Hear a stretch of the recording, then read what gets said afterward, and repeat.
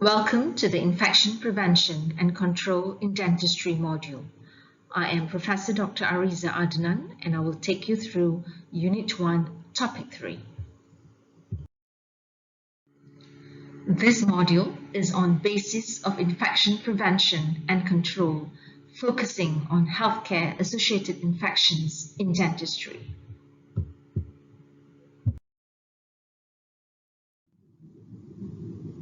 The specific learning outcomes are as follows. Define healthcare-associated infections. Describe the common routes of transmission of healthcare-associated infections in dentistry.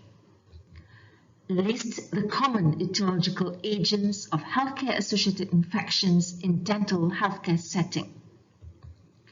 Describe specific exposure-prone procedures that increase the risk of acquiring healthcare-associated infections in oral healthcare practitioners and patients. Describe the prevention and principles of management of blood-borne pathogens in dental care setting. And state the consequences of healthcare-associated infections on patients and healthcare services. The oral cavity is an ecological niche which is a reservoir for both normal flora and pathogenic microorganisms.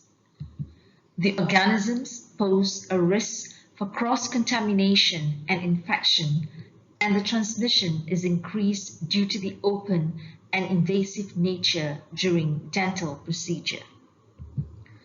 An infectious agent can be transferred from patient to the oral healthcare practitioner or vice versa, patient to patient via contaminated surface or via a device or instrument.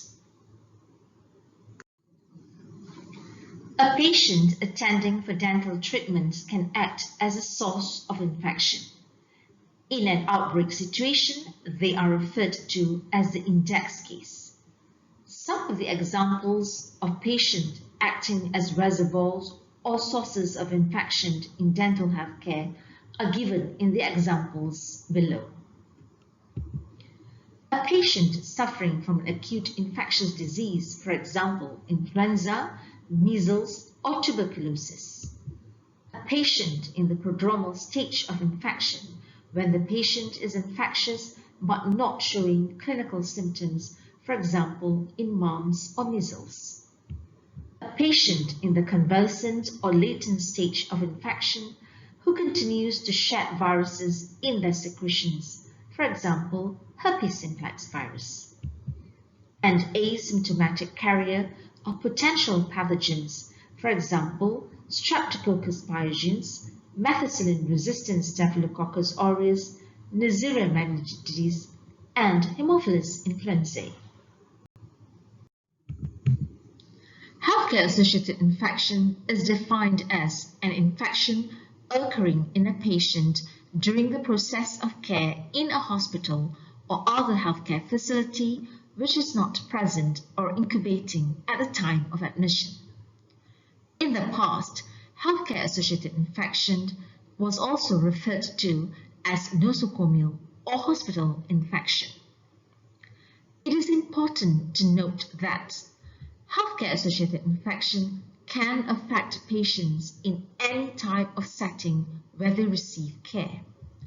Healthcare-associated infection can also appear after discharge, and healthcare-associated infection also include occupational infections among healthcare workers.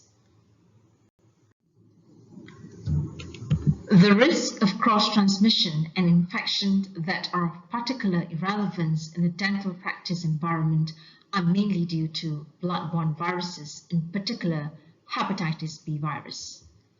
The data for the transmission of and infection with other viruses or bacteria in dental practice are scarce. This picture shows the various routes of infection, which can be by direct contact, usually via contaminated hands, by indirect contact via contaminated instruments, via aerosols generating procedures, and via parenteral route. Let's go through briefly the various routes of transmission in the dental healthcare under the following heading: direct and indirect contact of spread, spread of infections by fluids, percutaneous transmission of infection, and spread of infection by airborne and respiratory secretions. Let's begin with direct and indirect contact of spread. Contact or direct spread occurs from person to person.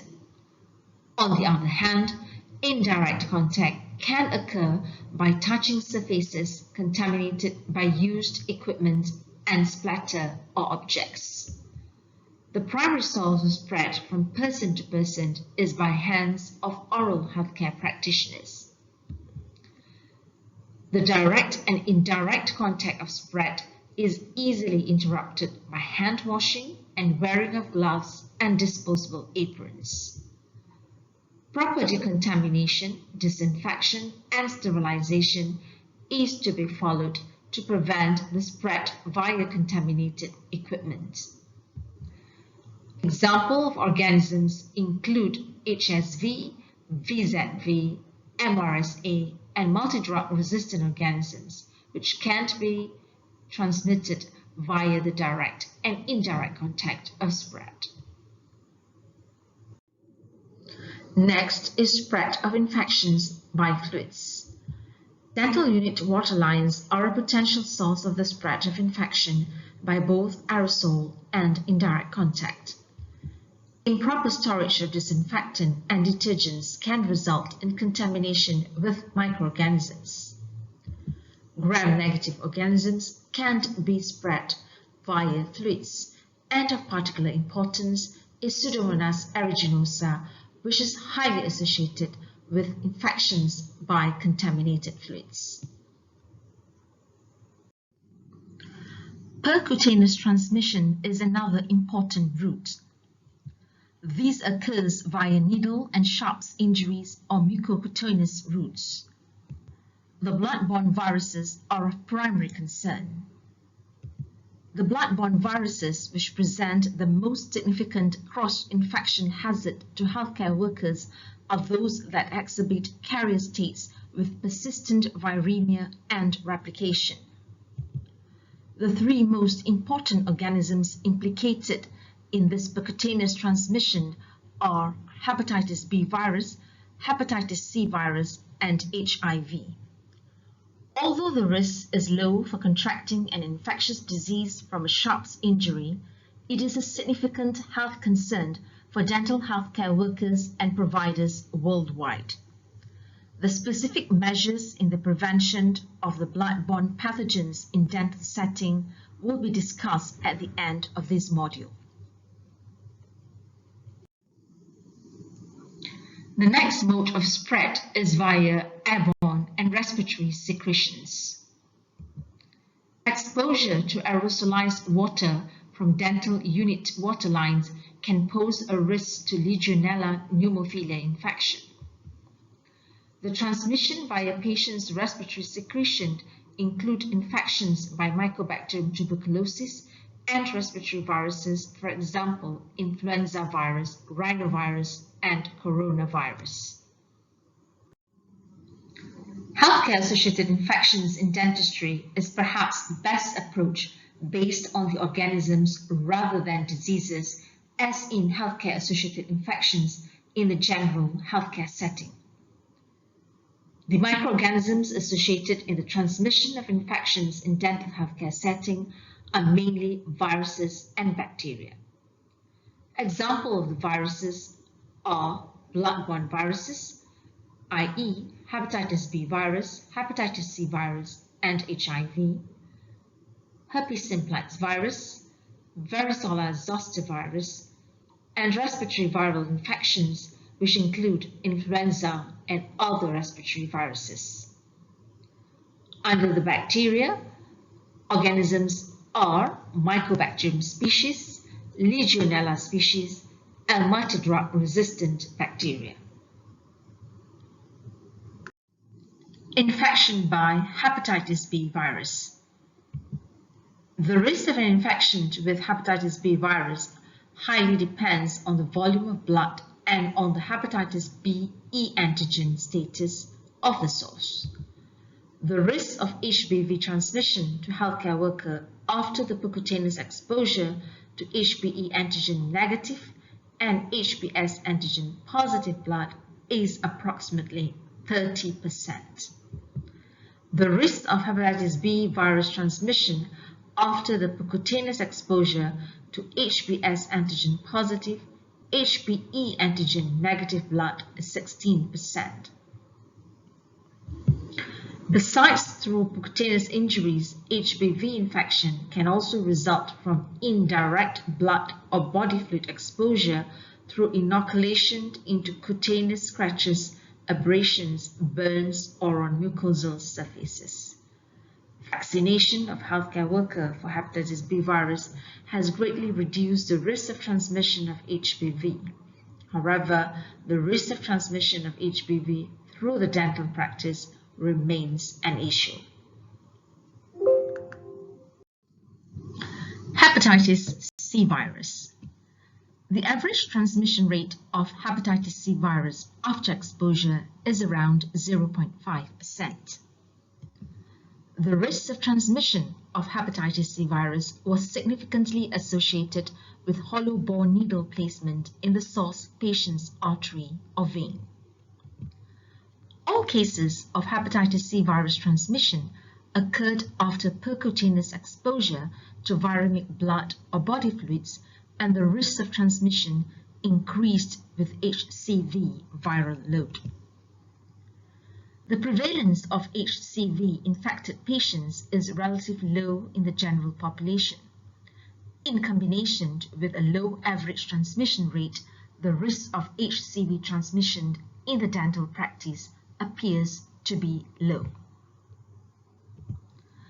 Currently, there is no vaccination available against HCV nor antiviral therapy as a prophylaxis for the prevention of hepatitis C viral infection.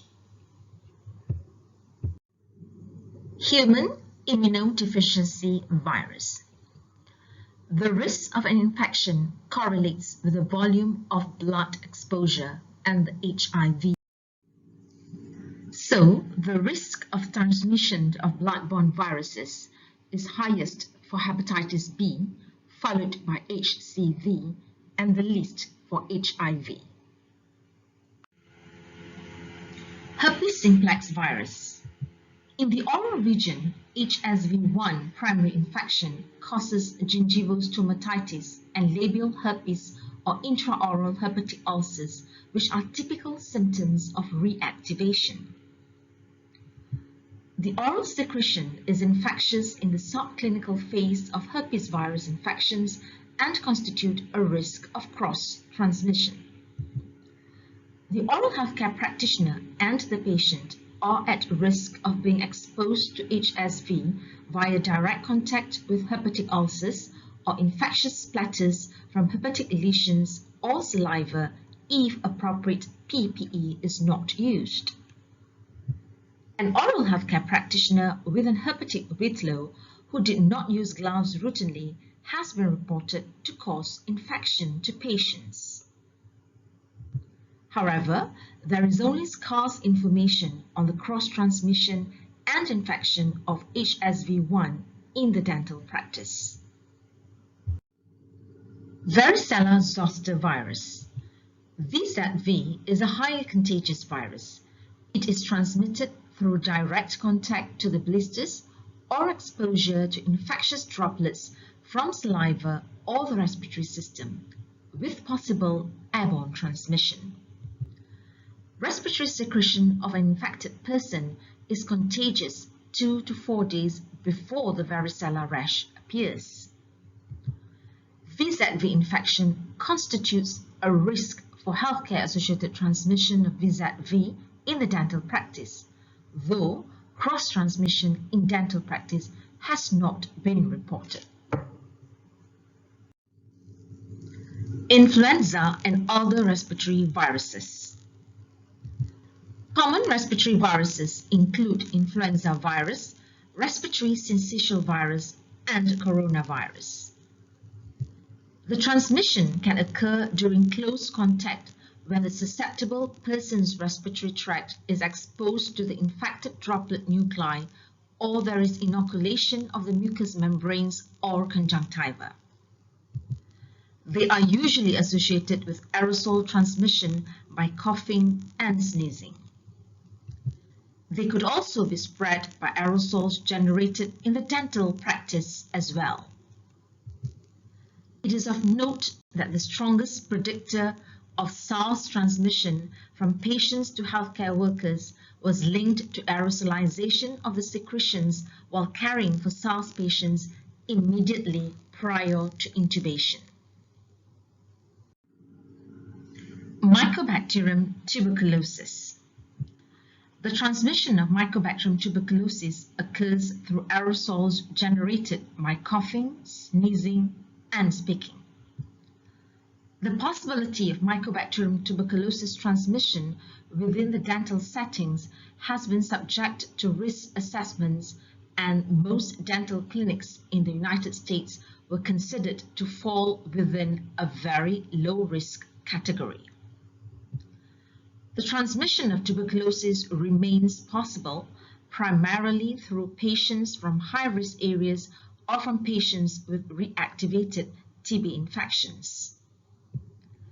The degree of transmission to the other individuals depends on duration of exposure, opportunities from exposure, number of bacilli discharged from the patient, and the host's susceptibility, as well as the virulence of the bacilli. Legionella pneumophilia. Inhalation of aerosols contaminated with Legionella species acts as the main route of transmission for Legionnaire's disease. Legionnaire's disease outbreaks have frequently been associated with contaminated aerosol producing water systems such as showers, humidifiers, and water cooling towers. The number of colony forming units of Legionella species found in dental unit water lines has been reported to be around 10 to the power of 2 to 10 to the power of 5 colony forming units per mil. The infective dose of Legionella species is thought to be greater than 10 to the power of 5 colony forming units per mil. Legionella species presents a potential risk in this dental clinic where contaminated dental unit water lines could act as a source of infection to both dental staff and patients, although cases due to healthcare-associated infections due to Legionella pneumophilia is very low. Multidrug resistant organisms. Multidrug resistant organism is defined as an organism which is resistant to 2 or more antimicrobials. Multi-resistant organisms which pose problems worldwide currently include methicillin-resistant Staphylococcus aureus or MRSA, extended spectrum beta-lactamase producing Enterobacteriaceae or known as ESBL, and carbapenemase producing Enterobacteriaceae or CPE. We will go through the 3 main multidrug resistant organisms. We'll begin with methicillin-resistant Staphylococcus aureus, or in short, MRSA. MRSA is resistant to all beta-lactam antibiotics, including methicillin, cloxacillin, cephalosporins, and carbapenem. MRSA colonization of the oropharynx can be up to 26% depending on the population studied. Among hospitalized patients receiving treatment for oral conditions, oral cancer patients have been reported to be at increased risk for MRSA colonization. MRSA carriage in oral healthcare practitioner could pose a risk of transmission of MRSA to the patients or co-workers. MRSA has also been found in water syringe, arms of the dental chair, dental impressions, and gypsum cast.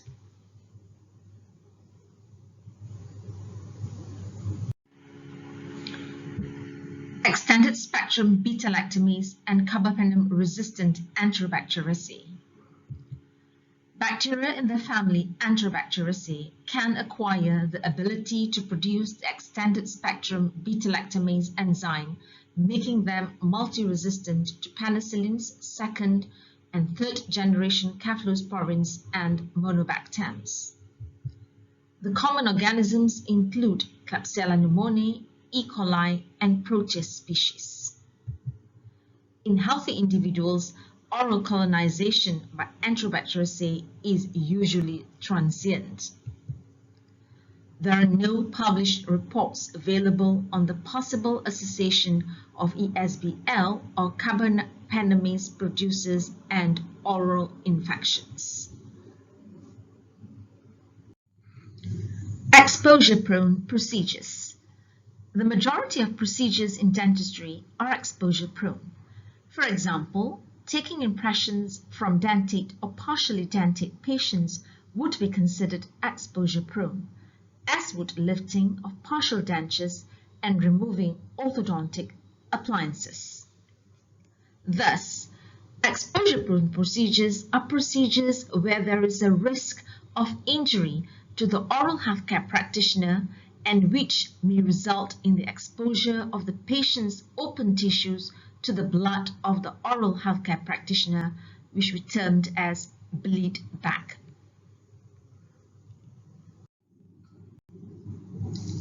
There are three categories of exposure-prone procedures, each with increasing risk of bleed back. Category 1. Procedures where hands and fingertips of the oral healthcare practitioner are usually visible and outside the body most of the time. The possibility of injury to the oral healthcare practitioner's gloved hands from sharp instruments and/or tissues is low. The risk of oral healthcare practitioners bleeding onto a patient's open tissues is minimal. In Category 2, procedures where the fingertips may not be visible at all times, but injury to the oral healthcare practitioner's gloved hands from sharp instruments and/or tissue is unlikely. If injury occurs, it is likely to be noticed and acted upon quickly to avoid the oral healthcare practitioner's blood contaminating a patient's open tissues. Category 3. Procedures where the fingertips are out of sight for a significant part of the procedure or during certain critical stages. There is a distinct risk of injury to the oral healthcare practitioner's gloved hands from sharp instruments and/or tissues. It is possible that exposure of the patient's open tissues to the oral healthcare practitioner's blood may go unnoticed or would not be noticed immediately. In general dental practice, procedures which are considered exposure-prone usually fall into categories 1 or 2. Most Category 3 procedures are hospital-based procedures. The examples of exposure-prone procedures are listed as follows.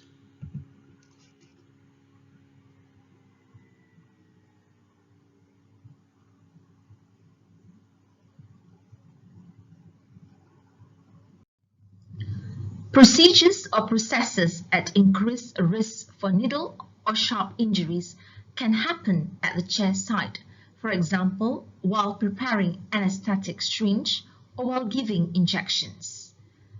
During instrument processing, for example, when sharpening instruments or when removing needles, scalpel blades, broken items left in tray setups. It can also occur at other times, for example, when doing laundry of reusable PPE or when handling sharps in the dental laboratory. 3 pathogens, due to their prevalence in patients and the severity of infections, account for most occupationally acquired blood-borne pathogen infections, namely hepatitis B virus, hepatitis C virus, and human immunodeficiency virus. It is noteworthy to know the prevention of the occupational exposure to these blood-borne pathogens. Occupational exposure is defined as percutaneous injury or contact of mucous membrane or non-intact skin with blood, tissue, or other body fluids that are potentially infectious. The strategies for prevention are use of appropriate personal protective equipment, proper handling of sharps incorporating safety devices, and post-exposure prophylaxis. We will go through briefly these strategies. Prevention of occupational exposures to blood-borne pathogens. Use appropriate personal protective equipment. Exposures to the eyes, nose, and mouth can be prevented through the use of appropriate barriers such as gloves, eye and face protection, and gowns. Next is proper handling of sharps incorporating safety devices. Needle sticks and cuts can be prevented by using safer techniques as part of standard precautions. These include avoiding recapping needles using 2 hands, disposing of used needles and blades in appropriate sharps disposal containers, and using medical devices with safety features designed to prevent injuries. The details on PPE and proper handling of sharps are covered in the standard precaution module. This diagram shows the basic procedure for immediate post-occupational exposure management every healthcare personnel should know. These include performing first aid immediately and prompt reporting of the exposure.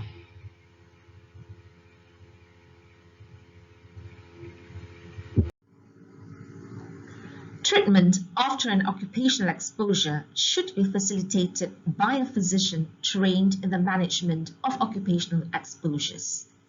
Let's begin with hepatitis B. Oral healthcare practitioners with exposures to hepatitis B virus infected blood need not be concerned regarding receiving treatment after occupational exposure if they have received the hepatitis B vaccine series as recommended and had a blood titer check to verify immunity. The principle of the post-exposure prophylaxis for hepatitis B is as follows. Hepatitis B immune globulin alone or in combination with vaccine in those not previously vaccinated is effective in preventing hepatitis B virus infection after an exposure. The decision to begin treatment is based on several factors which include the status of hepatitis B surface antigen of the source individual, whether the dental healthcare provider has been vaccinated, and whether the vaccine received previously provided immunity. For hepatitis C, there is no treatment after exposure that will prevent the infection. Neither immunoglobulin nor antiviral therapy is recommended after exposure to hepatitis C virus infected blood. Therefore, post-exposure follow-up testing for HCV is very important. Next is the post-exposure prophylaxis for human immunodeficiency virus. The post-exposure prophylaxis treatment for HIV is time-sensitive. Therefore, the first dose should be optimally given within hours of exposure rather than days. Expert medical consultation can help to determine whether the exposure constitutes a risk for HIV infection that would warrant post-exposure prophylaxis and help determine the safest regimen if PEP is recommended. The regimen of PEP is beyond the scope of this module. As is the case for many other patient safety issues, healthcare-associated infections create additional suffering and come at a high cost for patients and their families. Healthcare-associated infections prolong hospital stay, increase resistance to antimicrobials, represent a massive additional financial burden for healthcare systems, generate high costs for patients and their families, and may cause unnecessary death. Thank you, and I hope you have enjoyed the session.